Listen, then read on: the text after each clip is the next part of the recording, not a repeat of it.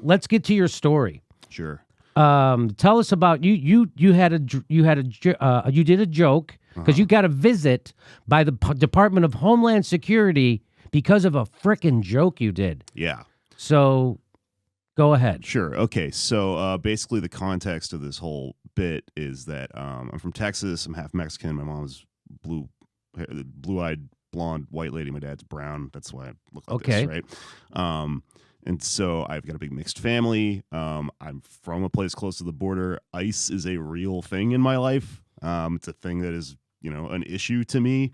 I am not a fan of the organization ICE. You think, the future of ICE is that they should be abolished and prosecuted.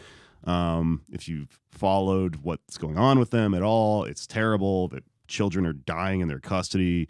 They're an unnecessary organization. We already have an organization, the Border Patrol, and then we also have Immigration Authority that takes care of all that. And if the immigrants commit crimes while they're here, we have frickin' police departments. We have the FBI. We already have all that stuff. So ICE was just an overreaction to 9/11. Exactly. It came up post 9/11. And they're very Gestapo-like. Yeah. And they're like the dumbest cops. Like, I don't know who gets these worst. Jobs. They're the worst people in the world. And it's one of those things that, like, when Trump became president, you went, "Oh my God, this thing's falling into his hands." Yeah, and that's how it. That's and Barack Obama didn't try to stop that. By the way, right? Absolutely. Barack Obama, the Democrats did nothing to try to curtail Trump's power with the ICE. They did nothing. Yeah. Well, I mean, he was one expanded of those Democrats who spoke out of both sides of his mouth. So in a lot of ways, I mean, Obama deported a lot of people because Barack Obama deported more Hispanics than all the presidents combined since 1890, and that's a fact. Yeah, and I think that it was an attempt to to be a good third way politician and please Republicans. Bill Clinton did the same stuff. He was the guy. Bill Clinton sounded like Trump when he talked about Hispanics and Mexicans. Yeah. He did everything except call them rapists. He did call them criminals and drug runners, and then they come here and they use our social services and take our jobs. He said all that stuff, Bill Clinton. Yeah, and I mean, like, Trump is more vulgar about it, but it's the same. Yes. It's the same demonization. It's the same scapegoat. He's ginning up the same resentment, right? Correct. The resentment is the thing. The result is the same. You talk to any of these people that believe Trump stuff. What they believe is that the problem with immigration is that it's we have an economy that needs to be stable, and when you introduce people that are coming in right. benefiting from whatever they believe in the economics. Really, if you talk to one of these people long enough, that they have to start explaining what they believe the point of the state of the U.S. is, and it's imperialism to them, essentially. Right. It's not a state that eventually makes life better on Earth for all people inside and outside of our borders. It's like this crazy stuff from post-World War II where we're all still fighting with each other and stuff. Crazy. These people are like both smart and dumb at the same time. I don't know. Yes, and what I have to, it's just, if you're having a problem in the richest country in the world, it's not because of poor people with no money and no power. Yeah. That's not the reason. Trump does this thing where, he takes what you should be blaming your problems on, which is the people at the top hoarding all the money and the system, capitalism. And he goes, well, I'm, screwed if people understand that that's their actual enemy. So he creates a scapegoat, which is immigrants, right? And that's how there's all this support for ICE. And we'll get back to that at the end of the story. So this all loops around, right? But so I'm also a comedian, and, I talk about politics on Twitter and stuff like that. But I also I tweet a lot. I work in the service industry. A lot of times I'm sitting in the back of a restaurant waiting for an order to come in or something like that. And I'm just throwing out jokes, seeing if they get anything, or just like just playing with them. And a lot of times they'll eventually end up in my act. Right. And I'm a stand-up, And so I came up with this concept, and I tweeted it out. It was on Cinco de Mayo of last year, right? And I was thinking about how every Cinco de Mayo, your Facebook feed or your Twitter feed, your social media feed sort of dictates that you're supposed to be angry about this thing called cultural appropriation, which is, you see these videos of these kids getting thrown out of Mexican restaurants because they're like, oh my God, he put on the sombrero, and it's sacred to us, right? And what's funny to me is I'm from Texas, right? I'm from the place where you wear sombreros and shit, and they always try to pass, the cultural appropriation thing off as in terms of like these Mexican holidays and these situations where people get thrown out of restaurants. They always try to pass that off as like it's the same as like wearing the Native American headdress. It's like our sacred thing. But the thing is, sombrero is a fun hat to wear. In Texas, people just wear that shit. You get drunk, you wear it, you put on a cactus, it looks like a human. It's fun, It's not like a sacred ritual thing.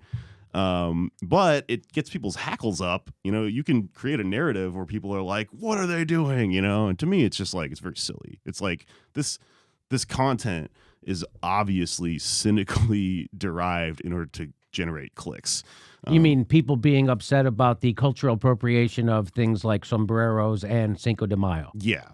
I don't think it's actually as egregious of an issue as they would have us believe, and I think that it is benefiting their clicks by I get it. Generating this content every year that you're supposed to get mad at. Right? Okay.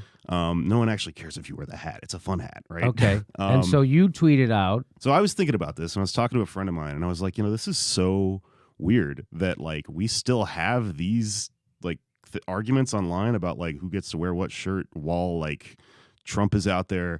There's all this neo-fascist stuff happening. There's this ICE thing going on. There's this Gestapo. It's crazy. So I started talking to a friend of mine about it, and I was like, I wish people understood that the way to fix these problems, this racist thing that they think that everyone thinks they're all fighting, is to go out there and do something material about it and not to argue online with each other, And so I started talking to my friend. I started going, what if you could do something that was so unracist that we would just allow you to do the racist stuff? And so the bit is kind of like, let's say you're walking around one day, you're a white person, everything's going great. You find yourself in an elevator, you're next to an ICE agent, you start looking at the gun, you do that thing you do when you're super high where you look like, whoa, a cop's gun, you're like looking at it and thinking Requiem for a Dream stuff, and then what if you like blew that guy's head off, right? Like what if you killed an ICE agent? Well, then I think you should be able to wear the sombrero. Personally, I think it would be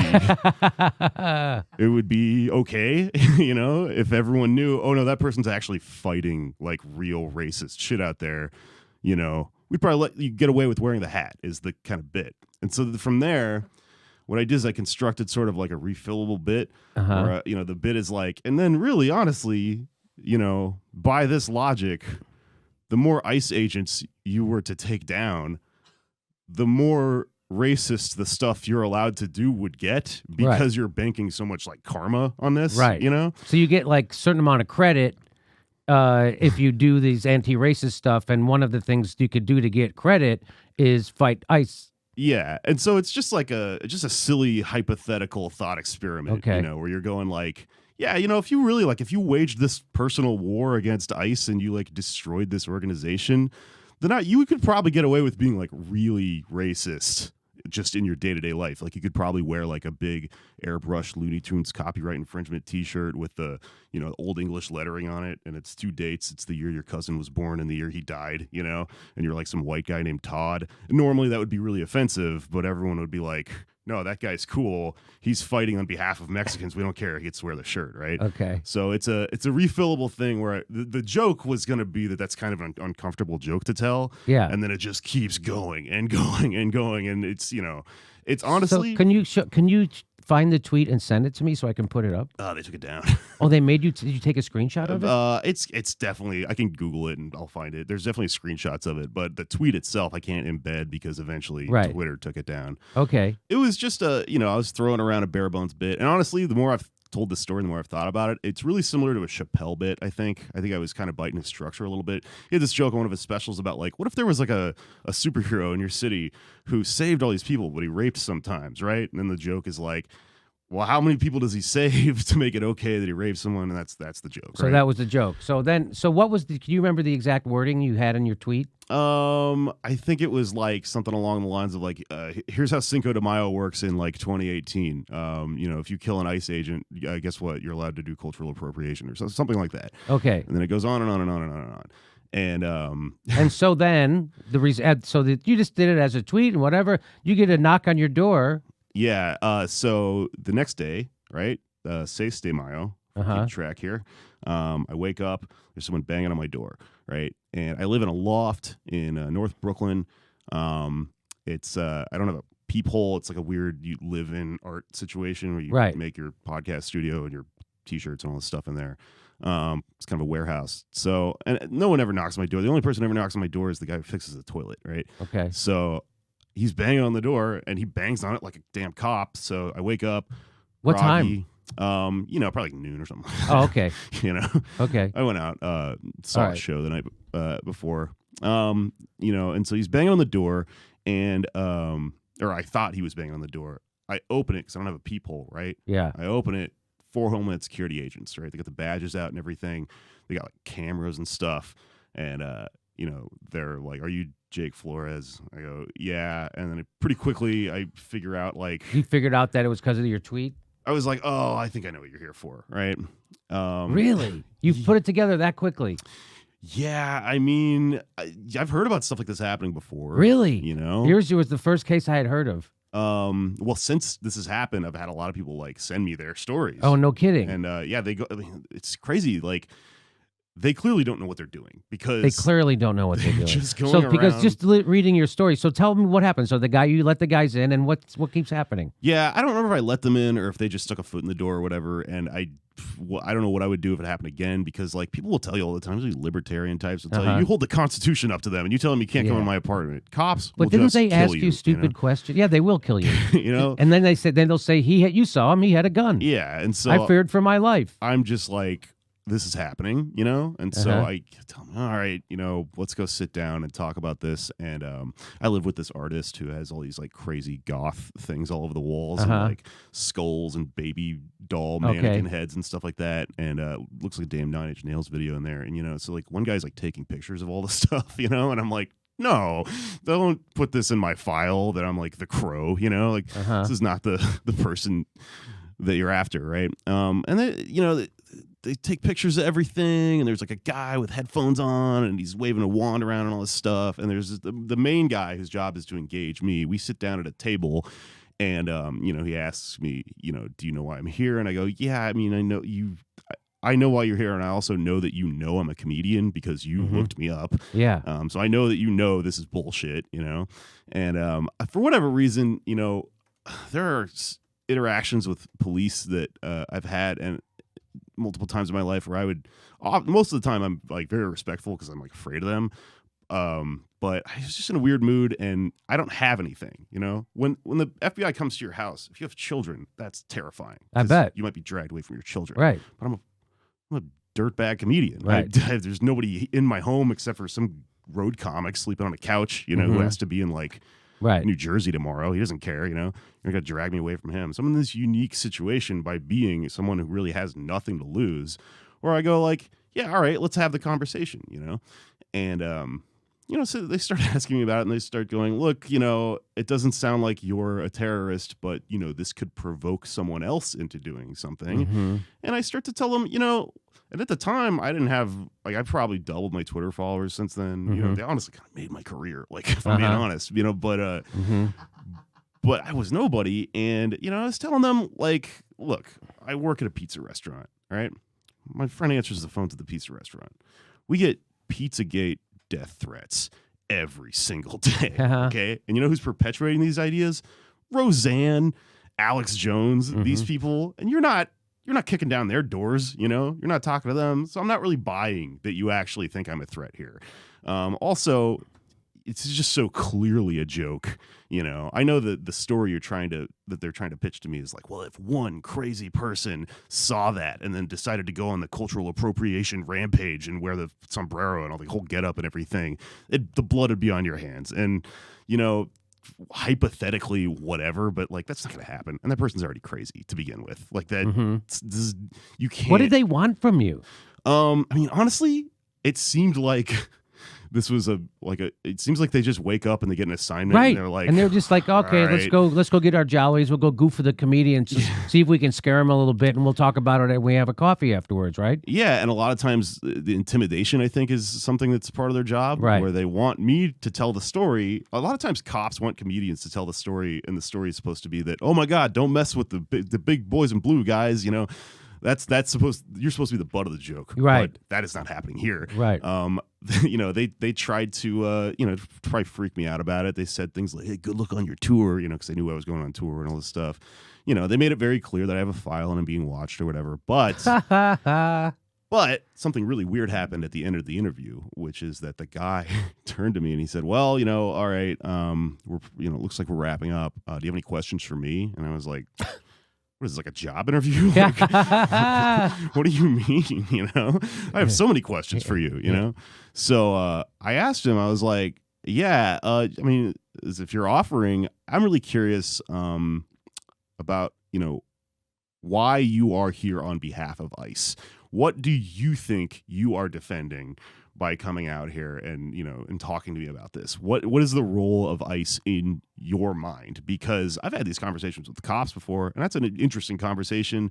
There at some point has been a purpose for a cop to exist in society. If you axe murderers in your house, you call a cop. That's a cop doing a good thing, right? But ICE is all bad. The stated purpose of ICE is bad, So I ask him about it, and I go, what am I not seeing? What is ICE's good work that they do that I'm not seeing? And he tells me, they fight human trafficking, right? Oh, This is the important part of the story, right? I noticed that when he said that, I went, this is reminding me of something. What it's reminding me of is, so I've been following this bill called Sesta Fosta, right? Oh, yes. Sesta Fosta is a bill that claims that it's about human trafficking. But Right. it's actually, if you know any sex workers, and I'm a struggling artist in New York, lots of people that do lots of things for money, every sex worker is against this bill because it makes their job actually more dangerous. Yes. And if you look into it, it's not funded by people who are worried about human trafficking. It was lobbied for by far-right Christian Correct. lobbyist groups, right?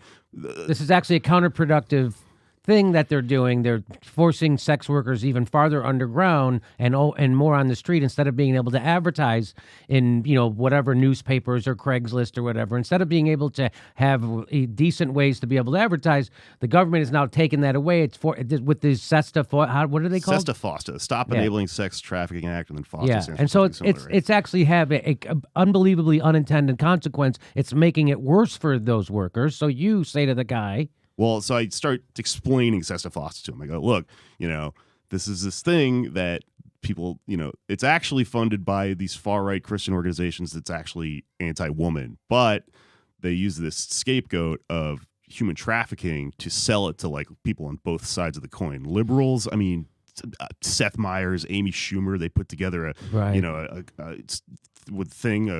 commercial where they're holding signs that say 'I am Jane Doe' and all this stuff. They got looped into it. Yeah. All these people believed, this is about fighting human trafficking. But after Sesta Fosta got passed, regardless of what the original intentions of it were, after it got passed, all that happened is a bunch of sex workers got arrested. That's right. For sex work. That's right. No one got arrested for human trafficking, right? So you see how they used human trafficking as the bait to get people to vote for it, and then after it was passed, they enacted the law in its original purpose, which was patriarchy, Yes. anti-woman, right? Yes. Well, the same exact thing applies to ICE. How do they convince people that ICE is a thing that we need to vote for and have as part of our society, right? They tell you, human trafficking. ICE fights all these human traffickers. But if you look into ICE, they don't fight human trafficking. They just do ICE shit. They just, They put terrorize the kids people. in cages and stuff. But, so right. they use the human trafficking thing, the empathetic propaganda there,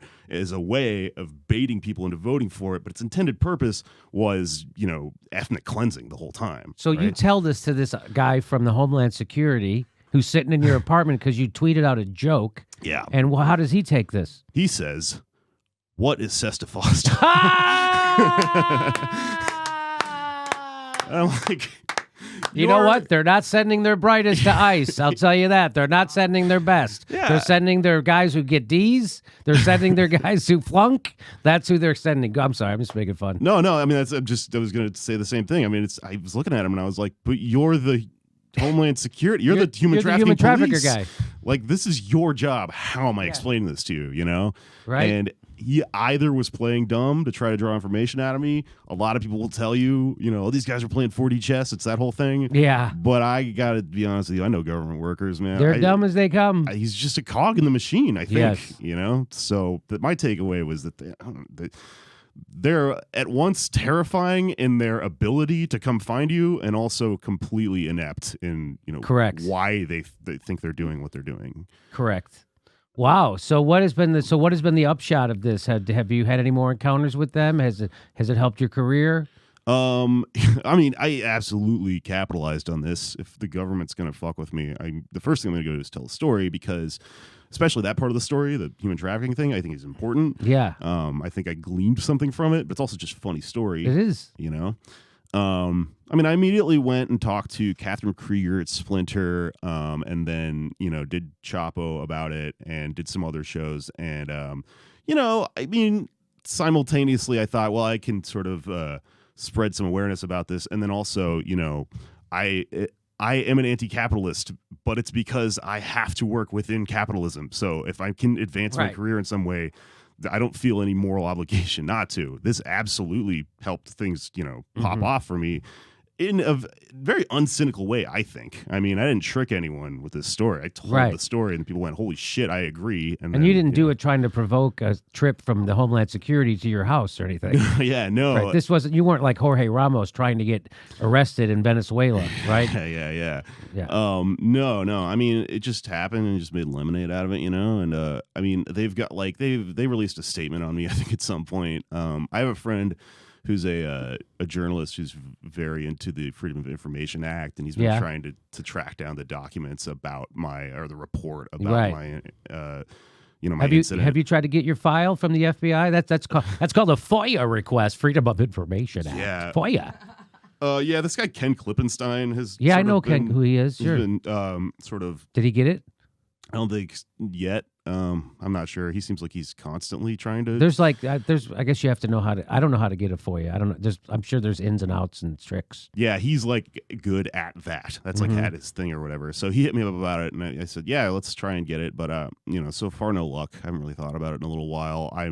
It's interesting knowing it's out there, and I would love to see it someday. But I mean, for a lot of us, we probably already had files, Yeah. So, I mean, like, who knows, Yeah. So since then, they haven't visited me. I can't say for sure whether they will or not. It doesn't It's just so feel funny like too. they're going to. It's so funny too, Jake. It's like they have every email and text that you've ever made.